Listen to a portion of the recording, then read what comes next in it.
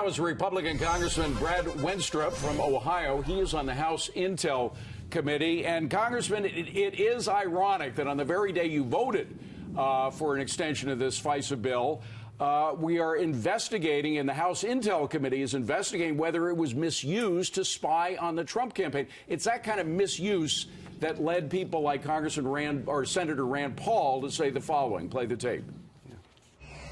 It's one thing to spy on foreigners in foreign lands, and that's what the FISA Act is supposed to do. But millions of Americans are accidentally or incidentally collected in this database, and we don't want people willy-nilly just looking into this database without a warrant.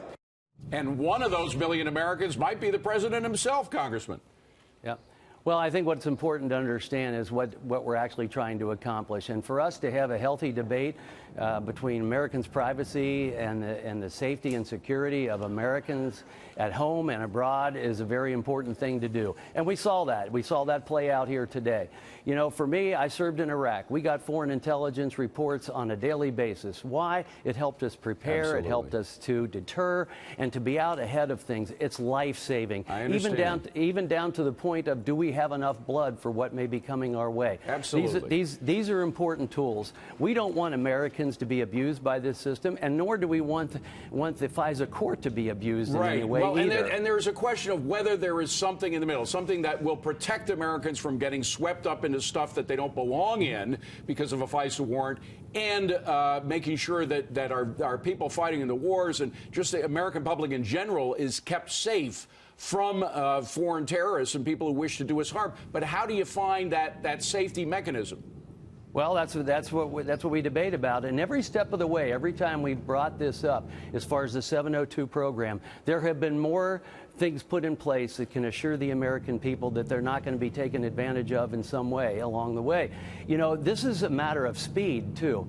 Sometimes you have to think like the enemy, and I do that as a soldier, right? And I'm saying, look, I'm watching this today. I'm watching this debate in America, and what I would think it may lead to is that when our adversaries and enemies communicate, they might try to include an American, whether they're conciliatory or unbeknownst to them. Why? Because it would slow down the process of allowing us to use the information that we get to make sure that we are safe. But, Congressman, as we have found out, partly through the good work that you're doing with the House Intel Committee, there were individuals at the FBI and Justice Department who probably, it's appearing now probable, that they used or misused FISA in order to spy on a political campaign. And that's a big problem. Here's what Andy McCarthy, there's a great prosecutor former prosecutor named Andy McCarthy, spoke about how the FISA courts might have been used in this process. Let me play that tape.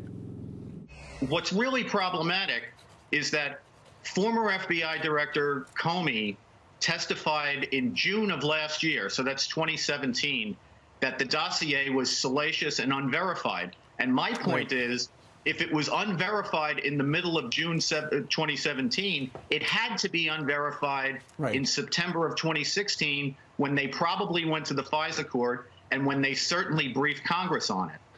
Congressman, an unverified dossier may have been responsible for a FISA warrant. That is unacceptable. How do we prevent that from happening? Well, that's completely unacceptable. And it amazes me that someone like James Comey, as the director of the FBI, would take something unverified and even seek this at the court, and then that it can get through the court. So we are in the process of looking at all the things that raise our eyebrows, the process of unmasking, how this was able to go through, and we've got to correct these things so that things don't slip through the cracks like that, because that's embarrassing to me that he even presented it that way. It's a very important topic. We wish you the best for the safety of all Americans. Thank you very much, Congressman. Appreciate it. My pleasure.